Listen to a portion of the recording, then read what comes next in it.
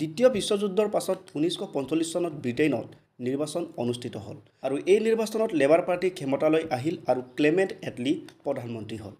1947 চনৰ ফেব্ৰুৱাৰী মাহত প্ৰধানমন্ত্ৰী এটলিয়ে ঘোষণা কৰিলে যে 1948 চনৰ 30 জুনৰ ভিতৰত ব্ৰিটেইনে ভাৰতক মুক্তি কৰিব লাগে আৰু তেওঁৰ এই ঘোষণাৰ পাছতে ভাৰতে স্বাধীনতা লাভ কৰে 1947 চনৰ 15 আগষ্ট তাৰিখে। কিন্তু এতিয়া প্ৰশ্ন হ'ল, প্ৰধানমন্ত্ৰী এটলিয়ে ভাৰতক ব্ৰিটিছৰ পৰা মুক্তি দিয়াৰ তাৰিখ 1948 চনৰ 30 জুনৰ ভিতৰত বুলি কৈছিল। তেওঁ কেতিয়াও কোৱা নাছিল যে 15 আগষ্ট তাৰিখে স্বাধীনতা দিবলৈ। এনে ক্ষেত্ৰত কিহৰ ভিত্তিত 15 আগষ্ট তাৰিখে ভাৰতে স্বাধীনতা পালে, কোনে এই তাৰিখটো নিৰ্বাচন কৰিলে, আহক আজিৰ ভিডিঅ'টোত আমি জানো এই বিষয়ে। ভাৰতে 15 আগষ্ট তাৰিখে কিয় স্বাধীনতা পালে, অৰ্থাৎ 15 আগষ্ট দিনটো কিয় আৰু কোনে বাছি ল'লে। আচলতে দ্বিতীয় বিশ্বযুদ্ধ যেতিয়া হ'ল তেতিয়া ব্ৰিটিছৰ অৱস্থা সকলো ফালৰ পৰা শোচনীয় হ'ল আৰু দ্বিতীয় বিশ্বযুদ্ধৰ পাছতে ব্ৰিটেইনত 1945 চনত অনুষ্ঠিত হ'ল নিৰ্বাচন আৰু এই নিৰ্বাচনত লেবাৰ পাৰ্টি ক্ষমতালৈ আহিল আৰু ক্লেমেণ্ট এটলি হ'ল ব্ৰিটেইনৰ নতুন প্ৰধানমন্ত্ৰী।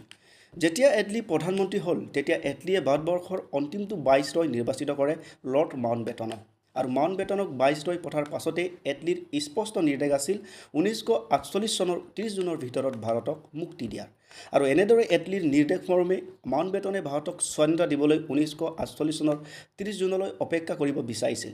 কিন্তু মাউণ্টবেটনে দেখিলে যে যদি ভাৰতৰ স্বাধীনতা 1948 চনৰ জুন মাহলৈ ৰখাই থৈ দিয়ে তেন্তে দেশখন নিয়ন্ত্ৰণ কৰাত সফল নহ'বগৈ, কাৰণ এই সময়ত সমগ্ৰ দেশত হিংসা আৰু অশান্তিয়ে তুংগত উঠি পাৰ ভাঙি গৈছিল। ভাৰতত চাৰিওফালে কেৱল স্বাধীনতা আন্দোলনৰত আৰু এনে পৰিস্থিতিৰ বাবে মাউণ্টবেটনে ভাৰতক স্বাধীনতা সোনকালে দিয়াৰ বাহিৰে আৰু বেলেগ উপায় একো নেদেখিলে।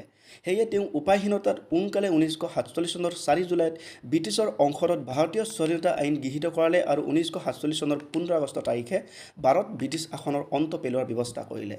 কিন্তু এটা প্ৰশ্ন হ'ল, এই 15 আগষ্টটো কিয়? সকলোবোৰ তাৰিখ বাদ দি মাউণ্টবেটনে কিয় 15 আগষ্টটো বাছি ল'লে?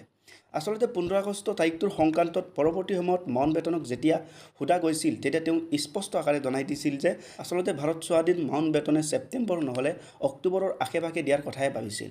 কিন্তু অৰ্থাৎ 15 আগষ্ট তাৰিখটো তেওঁৰ মনলৈ এইকাৰণে আহিল যে এই দিনটোত দ্বিতীয় বিশ্বযুদ্ধ জাপানে আত্মসমৰ্পণ কৰা দ্বিতীয় বৰ্ষপূৰ্তি দিন আছিল।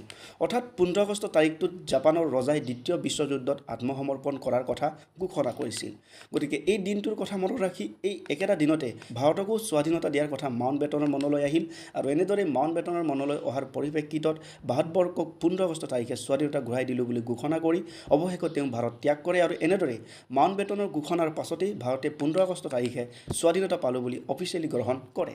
গতিকে এনেদৰে মাউণ্টবেটনৰ বাবে অন্য দিনবোৰক বাদ দি ভাৰতবৰ্ষই 15 আগষ্ট তাৰিখে স্বাধীনতা লাভ কৰিলে।